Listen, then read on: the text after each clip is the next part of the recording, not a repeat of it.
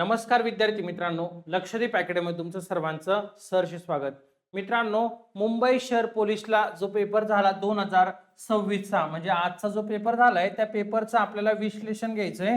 मराठी व्याकरणाचं विश्लेषण घेणार आहे आपण. जे प्रश्न होते जास्त काही अवघड नव्हती, प्रश्नांची लेवल सोपी होती, त्यामुळे मुंबईचं जे मेरिट असणार आहे हे मेरिट जास्त लागणार. हे पण लक्षात असू द्या, कारण जास्त लागायचं कारण काय, पेपर सोपा होता. फक्त जे जीके होता ते जीके मध्ये मुलांचे मार्क जाणारे. ओव्हरऑल जर आपण विचार केला गणित बुद्धिमत्ता सोपं होतं आणि मराठी व्याकरण जे आपली पीडीएफ होती त्या पीडीएफ मधले बऱ्यापैकी प्रश्न आले होते, ते काही दाखवायची गरज नाही, तुम्हाला माहिती आहे. चलो, पहिला प्रश्न बघा. खेळात खेळाडू खेळतो या वाक्यातील अलंकार ओळखायचा आहे. काय म्हटलंय? खेळात खेळाडू खेळतो. अनुप्रास, यमक आणि श्लेष कोणत्या अक्षराची पुनरावृत्ती झाली? ख या अक्षराची. बघा इथं होय, बरोबर ना. मग जेव्हा एकाच अक्षराची पुनरावृत्ती होत असेल तर आपण त्याला काय म्हणतो? अनुप्रास अलंकार असं म्हणतो. त्याला काय म्हणायचं? अनुप्रास अलंकार. खेळात खेळाडू खेळतो. ख या अक्षराची पुनरावृत्ती झाली. यमक पण नाहीये, श्लेष पण नाहीये आणि रूपक पण नाहीये. पर्याय क्रमांक 1 हे त्याचं योग्य उत्तर आहे. ठीक आहे, चलो नेक्स्ट. पुढील पैकी आवृत्तीवाचक विशेषण ओळखायचे तुम्हाला. नेहमी, दुप्पट, कोठला आणि सगळा. आवृत्तीवाचक म्हणजे काय? आवृत्तीवाचक या अगोदर पण बऱ्याचदा तुम्हाला सांगून झालेले आहे. आवृत्तीवाचक म्हणजे पट दर्शवली जाते. काय दर्शवतात? पट दर्शवतात. ठीक आहे ना, दर्शवली जाते. आता मग इथं कोणती पट आहे बघा बरं. काय तर दुप्पट आहे. दुप्पट हा आहे आवृत्तीवाचक. उदाहरणार्थ दुप्पट असू द्या, दसपट असू द्या, दुहेरी असू द्या, हे ज्या उदाहरणातून पट दर्शवली जाते त्याला आपण म्हणायचं आवृत्तीवाचक विशेषण. पर्याय क्रमांक 2 हे त्याचं योग्य उत्तर आहे. पुढे बघा. उड्डाण हा शब्द नामाचा कोणता प्रकार आहे? सामान्य नाम, भाववाचक नाम, विशेष नाम, धर्मीवाचक. त्याचं योग्य उत्तर काय?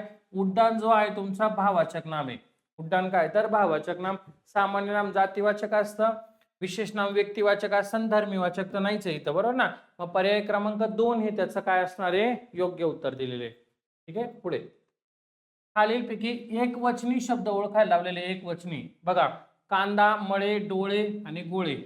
बघा, कांदा इथं लिहितो मी एक वचन आणि अनेक वचन. एक वचन आणि अनेक वचन. ठीक आहे. एक कांदा, अनेक कांदे. एक मळा, अनेक मळे. त्यानंतर एक डोळा, अनेक डोळे आणि एक गोळा, एक गोळा, अनेक गोळे. ठीक आहे, हे लिहून झाले. आता बघा, आता काय म्हणले? एक वचनी शब्द. आता इथं हा कांदा जो शब्द आहे हा काय तर एक वचनी. बाकी बघा हे तिघं पण काय तर तुमचे अनेक वचनी दिलेले. अनेक वचनी कोणकोणते रे? मळे, डोळे आणि गोळे हे तुमचे अनेक वचनी. कांदा कसा आहे तर एक वचनी.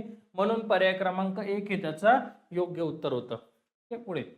मीठ भाकरी या शब्दाचं लिंग ओळखायचं तुम्हाला. मीठ भाकरी हा प्रश्न आपल्या पीडीएफ मधला होता. तुम्हाला या अगोदर पण शिकवलेला आहे की ज्यावेळेस आहे ना असे शब्द येतात, बरोबर ना, त्यावेळेस शेवटचा जो शब्द असतो त्याच्यावरनं लिंग ठरवायचं असतं. आता मीठ आणि भाकरी दोन दोन वेगळे की नाही. मग आता याला काय म्हणायचं? ती भाकरी म्हणायचं. शेवटच्या शब्दावरनं लिंग ठरवायचं असतं. ती भाकरी असं ज्यावेळेस आपण म्हणतो त्यावेळेस तुमचं असतं स्त्रीलिंगी ती भाकरी. हे पुलिंगी पण नाही, नपुसकलिंगी पण नाही. पर्याय क्रमांक 2. उपकाराची जाण न ठेवणारा. आता बरेचसे विद्यार्थ्यांनी इथं उत्तर चुकीचं मारलंय. त्यांनी वाचलाच नाही प्रश्न. त्यांनी काय केलं? उपकाराची. बघा, पेपर जेव्हा सेट करता ते मुद्दामून तुमचा उत्तर चुकावा ह्या उद्देशाने ऑप्शन सेट केलेला असता. उपकाराची जाण ठेवणारा आणि न ठेवणारा आणि न ठेवणारा या दोघांमध्ये फरक आहे, बरोबर ना. आता इथं काय म्हणले तुम्हाला? मुद्दामून पहिलं ऑप्शन दिलं कृतज्ञ. कृतज्ञ म्हणजे काय माहिती का? उपकाराची जाण ठेवणारा. चुकण्यासाठी गेला इथं मार्क, खूप साऱ्या विद्यार्थ्यांचा गेलाय. आणि कृतज्ञ म्हणजे काय तर ज्याला उपकाराची जाण नाहीये. ठीक आहे, हे त्याचं उत्तर असणार आहे. पर्याय क्रमांक 4 बरोबर आहे. पहिला काय तर जाण ठेवणारा आणि चौथा काय जाण न ठेवणारा असणार आहे. ओके, चलो पुढे. तोंडात तीळ न भिजणे. तोंडात तीळ न भिजणे वाक्य प्रचाराचा अर्थ सांगा असं विचारले त्यांनी. बघा, मर्यादा सोडून उद्धटपणे बोलणे, हाव सुटणे, तोंड काळे करणे, कोणतीही गुप्त गोष्ट प्रकट करणे. पर्याय क्रमांक 4 हे त्याचे योग्य उत्तर आहे. कोणतीही गुप्त गोष्ट प्रकट करणे. ठीक आहे, पुढे. खालीलपैकी भाववाचक नाम. बघा, भाववाचक नामावरच काय ना 2 प्रश्न विचारले. 2 प्रश्न. एक पहिला तर आलेला आहे उड्डाण. ठीक आहे ना. गेल्या वर्षी संधी टॉपिक वर 3 आले होते, या वर्षी भाववाचक नामावर 2 प्रश्न आलेत. दुसरा आहे गुलामगिरी. गुलामगिरी हा पण बऱ्याचदा आपण घेतलेला आहे आणि बऱ्याचशा विद्यार्थ्यांचा पाठ पण आहे. म्हणजे ओव्हरऑल सांगायचं तर मराठी व्याकरण काय एवढं अवघड नव्हतं, मराठी व्याकरण सोपं होतं. ओके, पुढे माळी शब्दाचं अनेक वचन रूप बदलून काय होईल? म्हणजे माळी आहे याचं काय म्हणले? अनेक वचन. अनेक वचन, एक माळी, अनेक माळी. माळीचं अनेक वचन माळीचे, कारण का तर हा काय स्त्रीलिंगी, स्त्रीलिंगी आणि काय तर दीर्घ इकारांत आहे. बघा कारण काय त्याचं, मराठी व्याकरणातील नियमानुसार इकारांत पुलिंगी नामांचे अनेक वचन हे एक वचना सारखेच असते. एक वचन तो माळी आणि अनेक वचन ते माळी, ती माळी पाहिजे होतं. हा इथं चुकून झालेलं आहे, ती माळी. ठीक आहे ना, ती माळी. ओके, इकारांत पुलिंगी, तो माळी की नाही दीर्घ इकारांत आहे, त्याचं अनेक वचन होताना काय होणार आहे? ती माळीच असणार आहे, असं उत्तर दिलेलं आहे. आन्सर की येऊ द्या पण हेच उत्तर असेल. ठीक आहे, पुढे डोळ्यात अंजन घालणे म्हणजे काय? डोळ्यात काजळ घालणे, चूक लक्षात आणून देणे, डोळ्यात दुखापत होणे आणि डोळे रागाने मोठे करून पाहणे. तर डोळ्यात अंजन घालणे म्हणजे चूक लक्षात आणून देणे, पर्याय क्रमांक 2 हे त्याचं योग्य उत्तर आहे. काय येईल तर चूक लक्षात आणून देणे. ओके, पुढे सुगम या शब्दाच्या विरुद्धार्थी काय येईल? सुगम या शब्दाच्या विरुद्धार्थी येणार दुर्गम. सुगमच्या अपोजिट काय येईल? दुर्गम, पर्याय क्रमांक 3 हे त्याचं योग्य उत्तर येईल. हा, दुर्गम येईल. सुगमचा काय तर दुर्गम. ओके, पुढे खालीलपैकी जोडाक्षरयुक्त अचूक शब्द म्हणजे काय? तर तुम्हाला विचारलंय शुद्ध शब्द, आणि मी तुम्हाला वारंवार सांगायचो की पेपरला शुद्ध शब्द विचारतात. आणि हा ठीक आहे, तुमचा स्टार चांगले होते, जास्त अवघड विचारलं नाही, सोपा दिलाय तुम्हाला. अनुक्रम शब्द कसा लिहिता? तर अनुक्रम शब्द जो आहे तो ह्या पद्धतीने लिहिता, पर्याय क्रमांक 4 हे त्याचं योग्य उत्तर आहे, अनुक्रम. ठीक आहे, नेक्स्ट उमा अधिक ईश. बघा उमा अधिक ईश म्हणलेले संधी दिली तुम्हाला. इथं आलाय आ पहिल्या शब्दाच्या शेवटी, दुसऱ्या शब्दाच्या शेवटी आलाय दीर्घ ई. आ अधिक ई बरोबर ए तयार होतो. ए म्हणजे असतो एक मात्रा, एक मात्रा. हा ए जो आहे तो हा पहिल्या शब्दाचा जो शेवटचा असतो त्याच्यामध्ये मिसळला जातो, मध्या करून त्याच्यामध्ये. बघा आता ना म अधिक ए जर आपण म्हटलं तर काय तयार होतो? मे तयार होतो. मग बघा उमेश शब्द तयार झाला. उमा अधिक ईश बरोबर उमेश, पर्याय क्रमांक 2 हे त्याचं योग्य उत्तर आहे. आणि हे कोणत्या संधीचं उदाहरण असणार आहे?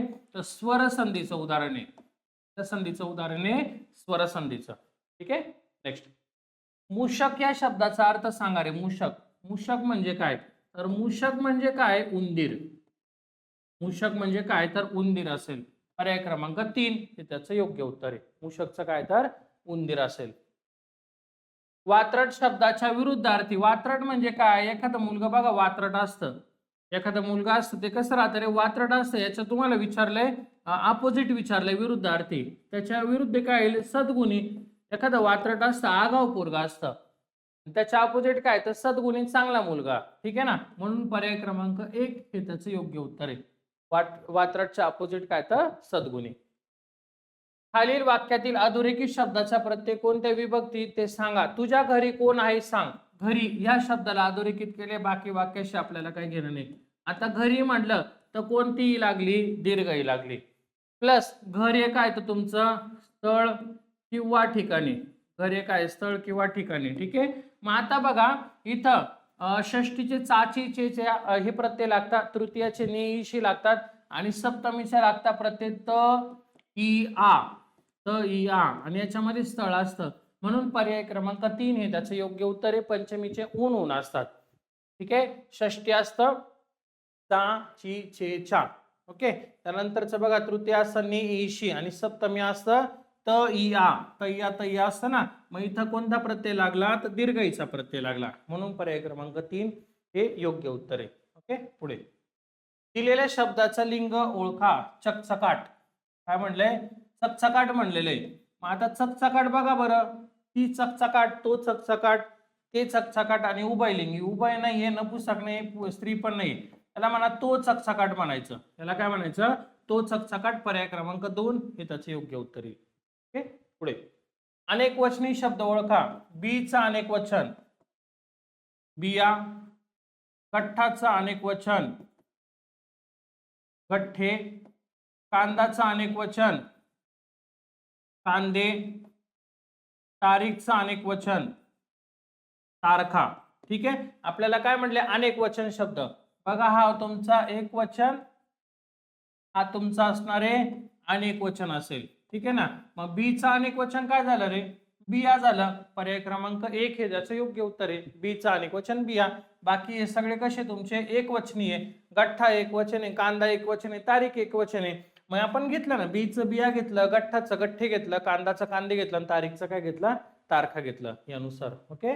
आणि एक शेवटचा प्रश्न, कदाचित हा शब्द कोणत्या प्रकारामध्ये मोडतो असं विचारलंय. काय म्हणले, कदाचित. कदाचित हा शब्द कशामध्ये, सर्वनामामध्ये, नामामध्ये, विशेषणमध्ये की अव्ययमध्ये. सर्वनाम तर नाहीये कारण एकूण 9 सर्वनाम आहे. नाम पण नाहीये, विशेषण पण नाहीये. हा अव्यय. कोणता अव्यय हा, तर क्रियाविशेषण अव्यय. कोणता अव्यय आहे, तर बघा क्रियाविशेषण अव्यय दिलेला आहे कदाचित याच्यामध्ये. ठीक आहे ना. म्हणून पर्याय क्रमांक 4 हे त्याचं योग्य उत्तर असणार आहे. ठीक आहे. बघा मराठी व्याकरणात कदाचित हे क्रियाविशेषण अव्यय आहे. हे अव्यय क्रियेची शक्यता किंवा अनिश्चितता दर्शवतात. अव्यय म्हणजे असे शब्द ज्यांच्या रूपात लिंग, वचन, विभक्तीमुळे कोणताही बदल होत नाही. कशामध्ये बदल होत नाही त्याला काय म्हणायचं, अव्यय असं म्हणायचं. मग हा काय येईल, कदाचित तुमचा क्रियाविशेषण येणार आहे. चला पुढचा प्रश्न बघूया. बोलताना लिहिताना हे शब्द कोणत्या प्रकारामध्ये येतात असं विचारलंय. तर बघा बोलताना लिहिताना हे जे शब्द आहे ना, हे कृदंत आहे. कृदंत म्हणजे काय रे, तर धातू साधित.